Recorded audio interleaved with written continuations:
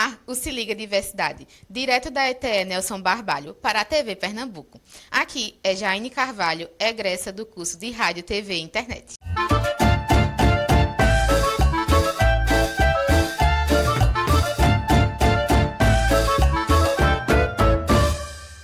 O programa de hoje recebe Rodolfo Santiago, advogado com atuação em mídias, para falar sobre o tema do ano letivo e a lei dos multimídias. Muito obrigado pela sua presença. Jaine, para mim é uma satisfação enorme e eu aproveito aqui para dar um grande abraço em todo esse projeto na TV Pernambuco, o Se Liga Diversidade e a Escola Nelson Barbalho também, a você e a todos da equipe aqui. Sem dúvida nenhuma, falar sobre essa temática e os impactos dela para a nossa sociedade, a organização social, através da informação. Rodolfo, para exemplificar a sua ligação com a mídia, você também é educador. Inclusive, foi gestor aqui da ETE, que oferece cursos de comunicação. Além disso, realiza pesquisas sobre o tema? Com certeza.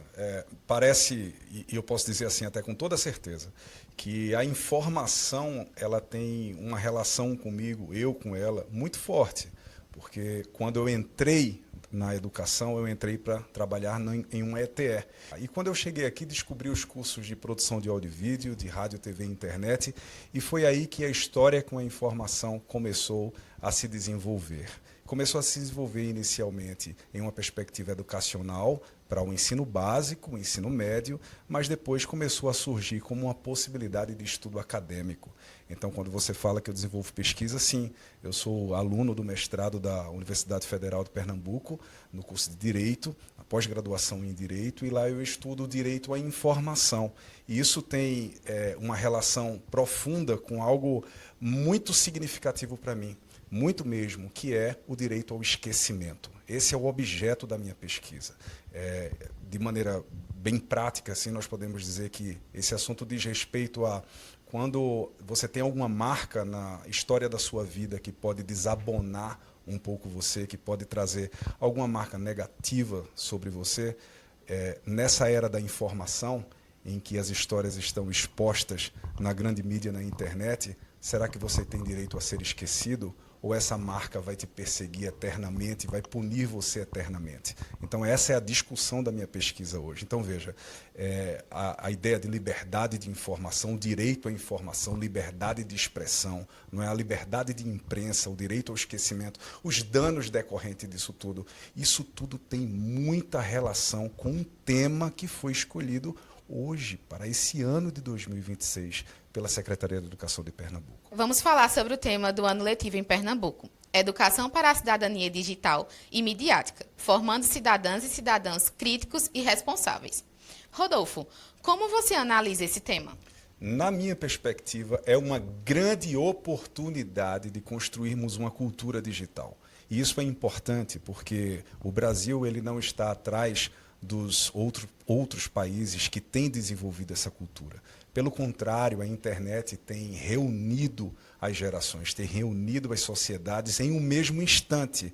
Mas estar nesse mundo digital implica necessariamente uma mudança de comportamento, uma mudança de identidade, uma mudança de se expressar. Por que eu falo sobre isso? Porque as regras do mundo digital, elas são muito diferentes das regras do mundo concreto. A bem da verdade, nós sabemos que ninguém com tanta facilidade diria no mundo concreto, nesse mundo real, aquilo que pensa sobre o outro na frente do outro, não é isso? O constrangimento seria um bom freio para isso. Isso é algo que parece não tão presente no mundo digital, porque a frieza do teclado, a frieza da internet, a distância, esse distanciamento encoraja pessoas. E, inevitavelmente, isso cria novos comportamentos, novas condutas, novos danos e pedirá necessariamente a criação de novos direitos que possam proteger, legislação que possa proteger, que possa tutelar as pessoas que estão o quê? Presentes no universo digital. Você acredita que a internet é terra sem lei? Não, de jeito nenhum, de jeito nenhum. Mas é fundamental também percebermos que dizer que a internet é uma terra com lei não significa dizer que os problemas vão parar. E eu falo isso porque um dos tópicos que eu insisto nesse tipo de discussão é de que nós não podemos inverter a lógica da solução dos problemas. Não é a lei que vai fazer com que o problema deixe de existir. Certo. O que a lei fará é regulamentar uma área, como nós vamos falar logo mais sobre isso. O que a lei vai fazer é criar um tipo penal para que o Estado possa ter um caminho processual para punir alguém, mas a lei não vai fazer com que as pessoas deixem de cometer o crime ou deixem de ter algum tipo de atitude ilícita, se não for crime, mas passivo de uma reparação moral, por exemplo. Tem a questão do algoritmo P, de predador pedófilo, denunciado pelo influenciador Felca. Isso afeta diretamente os jovens. Qual a importância do estudante vivenciar essa discussão? Importantíssimo. E por que eu digo isso?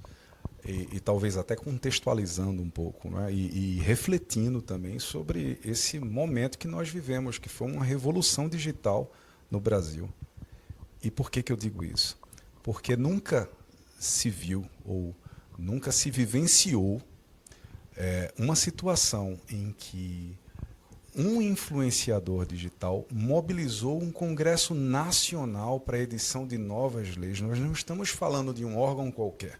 Nós estamos falando do Congresso Nacional Brasileiro.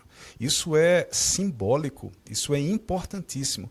E isso mostra como a voz da sociedade ainda reverbera para os políticos. Porque o Felca, ele é uma figura importantíssima no meio digital, mas ele pertence à sociedade. E veio da sociedade esse clamor. A própria sociedade refletiu sobre as questões que ele estava trazendo. E veja, isso prova uma coisa importante na nossa existência digital. É que nós precisamos aprender a utilizar as redes, aprender a utilizar esses instrumentos para o bem. Recentemente, aqui, ainda na cidade de Caruaru, um influenciador fez um bem enorme através de um comentário que ele fez sobre um restaurante. Sim, então, sim. Nós vimos como isso foi positivo, da mesma maneira que qualquer comentário poderia ser muito negativo. Então, se nós temos um instrumento e somos marcados por uma educação que forma o indivíduo em seu potencial ético, seu potencial moral, que essa ferramenta utilizada por esse indivíduo formado seja utilizada para o bem, seja utilizada para propiciar oportunidades de desenvolvimento social que sejam significativos. Não é? Recentemente houve uma discussão fortíssima a respeito do cão-orelha. Então, como a sociedade ela consegue ser tocada se conseguimos fazer isso para um animal, se conseguirmos fazer isso para estabelecimentos comerciais, por que não mudar a realidade da própria sociedade através disso? Isso está diretamente relacionado com um tema escolhido para a educação em 2026, que fala a respeito dessa educação, uma educação digital, uma educação midiática. Não são a mesma coisa, mas falam de coisas muito parecidas, porque o digital ele é amplo e o midiático tende a ser direcionado. Então, nós precisamos ensinar, porque, afinal de contas, não é o fato da pessoa ter um celular, ter uma conta em uma rede social, que diz que essa pessoa sabe usar as redes sociais. Então, nós precisamos educar, não é? Precisamos educar, precisamos ensinar a cultura digital. Órgãos internacionais de direitos humanos, como a ONU, entenda que o acesso à rede mundial de computadores é um direito humano. Olha, é um direito humano, o acesso à rede mundial de computadores. Nós não podemos aceitar, em uma época dessa, que haja pessoas que ainda não têm acesso ao celular. Porque a pessoa que não tem acesso ao digital, que não tem acesso à mídia, ela provavelmente não será impactada por as discussões que estão ocorrendo na mídia. Pelo menos não imediatamente. Então elas precisam fazer... Elas estão em situação de exclusão. Olha, de exclusão digital. Mas um outro ponto, e alongando só um pouquinho mais por conta da relevância dessa discussão, diz respeito à utilização do digital convertido para a mídia. Porque a informação que é lançada nas redes sociais, que é lançada no Google, por exemplo, ou em qualquer outro mecanismo ou sistema de pesquisa, nós não temos mais o controle da exclusão dessa informação. Sim. E o dano que ela pode causar em um primeiro momento, e não apenas nisso, mas vamos dizer, em até um segundo momento, imagine, antes da revolução que houve da imprensa, não é? Antes do boom das sociedades, da complexidade, as notícias que afetavam as pessoas não circulavam com tanta velocidade. Vamos ver agora a expectativa do bloco carnavalesco das escolas estaduais, que vai desfilar no próximo dia 12 no Carnaval de Bezerros. Confira. Durante reunião na cidade de Bezerros, foram discutidas as condições necessárias para a participação das escolas estaduais no bloco carnavalesco Sempre Folia, um projeto da Secretaria Executiva de Ensino Médio e Profissional de Pernambuco. O desfile vai acontecer próxima quinta-feira. Para o secretário da pasta, o bloco vai mostrar os valores culturais pernambucanos. Olá pessoal, estou passando aqui para convidar você para dia 12 de fevereiro comemorarmos todos juntos, os estudantes, os professores do ensino médio, da educação profissional, os gestores, lá em Bezerros, o segundo ano do Sempre Folia. É o bloco da Secretaria Executiva de Ensino Médio e Profissional que reúne grandes representantes do ensino médio do nosso estado. Mas isso não quer dizer, se por acaso você não puder vir, você não vai vivenciar essa prática que nós temos no ensino médio de acolher no mês de fevereiro, vivenciando a cultura popular do nosso estado em cada município. Mas vamos lá, dia 12 em Bezerros, queremos todos juntos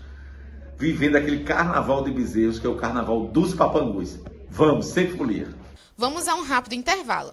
Daqui a pouquinho continuamos conversando com Rodolfo Santiago, advogado educador ligado às mídias.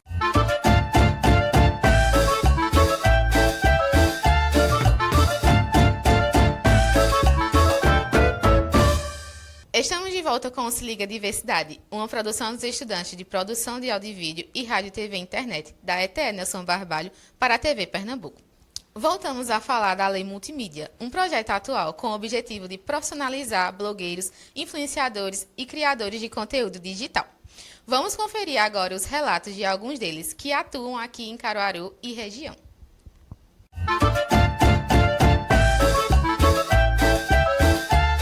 Como blogueiro, né? Já estou nessa labuta já há quase 17 anos e hoje eu também tenho outras plataformas no Facebook, no Instagram, no Kawaii, YouTube, Threads, e vejo essa aprovação da lei de multimídias como algo salutar, algo interessante. Acredito que vai ser bom para todos que trabalham, todos os blogueiros e todos que atuam também nas redes sociais. Eu acho que é o momento certo para profissionalizar todo este pessoal que tem uma extrema importância, né, para manter as pessoas bem informadas. Tipo, o colega que mora numa cidade próxima aqui de Caruaru, a gente não tem como ir até a cidade, então acaba nos salvando, né, com a produção de fotos, de filmagens também, e é muito bom quando você tem esse profissional, profissional, né, tendo seu labor, né, tendo sua luta reconhecida, ou seja,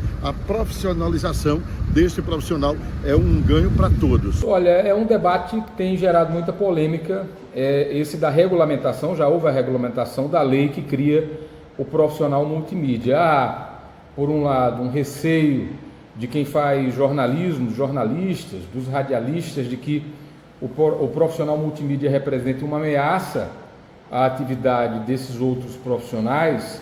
Agora, olhando pelo outro aspecto, pelo aspecto da legalidade, o reconhecimento da função garante direitos também a esses profissionais, que não são poucos. Na verdade, é uma consequência dos novos tempos, da era da informação. Então, na minha opinião, você tem uma vantagem para o profissional e vantagens para a sociedade, para o regramento jurídico e constitucional. Para o profissional, ele passa a ser reconhecido, passa a ter direitos trabalhistas minimamente garantidos. Isso vai estabelecer parâmetros de contratação, seja para campanhas publicitárias ou para outros tipos de anúncios, porque os jornalistas e radialistas já têm sua regulamentação própria, restando ainda algumas questões que ainda estão em debate: o piso do jornalista, o piso do radialista, uma nacionalização desse piso, porque cada estado muitas vezes discute de um jeito. Mas no caso do multimídia, você cria parâmetros para reconhecimento da profissão, que é uma profissão nova, vinda com o advento das novas tecnologias, das redes sociais.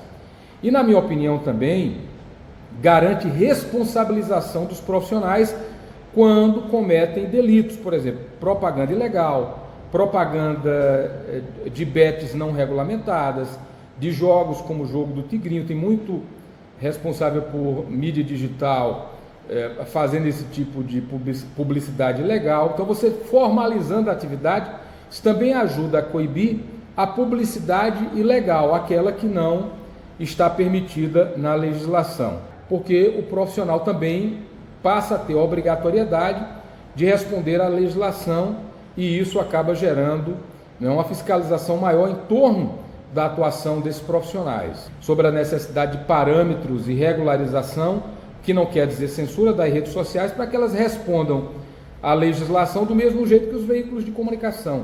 Bom, primeiro é importante entender que são duas etapas, né? Essa que aconteceu agora em janeiro, que é a de regulamentar a profissão de multimídia ou profissional, né? Criar essa possibilidade do profissional de multimídia, e nela a gente vê que se identifica, né, uma pessoa, alguém que tenha uma formação superior ou uma formação técnica, digamos. Há uma exigência nesse sentido, que habilite ela a atuar nas mais diversas funções da comunicação digital, dando já de início uma identidade jurídica, né, isso traz um amparo, enquadrando, né, de forma profissional. É preciso entender que essa primeira etapa, né, do sancionamento, né, ela já aconteceu, porém, ela ainda não está necessariamente regulamentada na prática, né? Porque muitos detalhes ainda vêm aí pela frente e que eu creio que, de um modo geral, isso só vai somar e não vai trazer problema, pelo contrário. Olá, amigos da TV Pernambuco. Vou fazer um breve comentário sobre essa lei multimídias que foi aprovada agora em janeiro.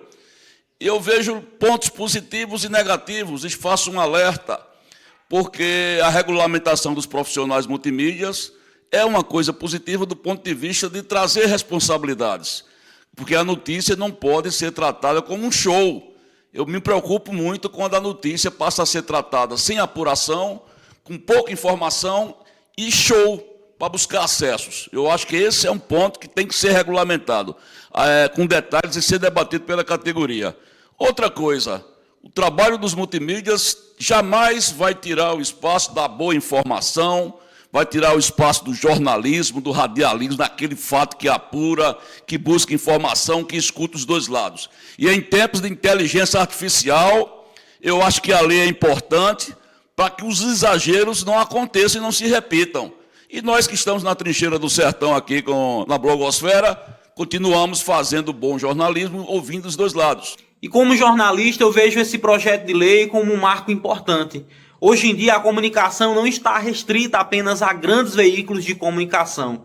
Pessoas formadas em outras áreas aproveitam esse espaço através das redes sociais para levar conhecimento também, com credibilidade, apurando os fatos. Enfim, eu acho que isso vai organizar e profissionalizar essa galera que já trabalha, que já atua através desse meio, e vai ser um ponto positivo, sim. Viu? Sou a favor. Rodolfo, essa lei divide opiniões, inclusive jornalistas profissionais questionam que a lei não foi reivindicada por jornalistas, sindicatos ou associações profissionais. Ainda assim, pode ser usada pelo mercado para tensionar e fragilizar a profissão de jornalista formado. Quais os prós e contras dessa lei? Nossa, esse tipo de discussão é eterna, não é nova, certo? E o jornalismo, a bem da verdade, vem sofrendo desde o momento em que ele se afirmou como jornalismo. E por que eu estou falando isso? Porque o jornalismo o jornalista está diretamente relacionado a temas que dizem respeito à liberdade de expressão. E antes de ser expressão, se fala sobre liberdade. E se há necessidade de falar sobre liberdade, é porque existe controle excessivo. Então, esse é um ponto importante que precisa ser levado em consideração. Desde que, digamos assim, a ideia de Estado moderno surgiu, que se luta por liberdade. E por que preciso lutar por liberdade? porque existe algum sistema que tenta controlar a liberdade. Então, quando nós falamos sobre internet e informação, é lógico que tem que se falar sobre liberdade. Quando falamos sobre a possibilidade que uma pessoa tem de produzir um objeto qualquer, esse objeto ter valor de mercado e ele ser publicado e possa produzir efeitos sociais, é claro que precisamos falar sobre liberdade de expressão. E a liberdade de expressão, direito de informação, a liberdade de imprensa, tudo isso está diretamente relacionado ao jornalismo, porque ele carreia, ele traz na frente toda essa atuação. E, obviamente, que se eu crio uma profissão que divide funções muito parecidas com as funções que o jornalista desempenha, é claro que eu estou tolhendo o jornalismo, estou tolhendo a imprensa e, inevitavelmente, trazendo um controle a mais sobre a liberdade de expressão. Já temos ouvido falar em outros lugares do mundo coisas que nós já não ouvíamos falar há muito tempo. Jornalistas sendo presos por aquilo que eles falam. Olha, nós estamos falando sobre liberdade de expressão.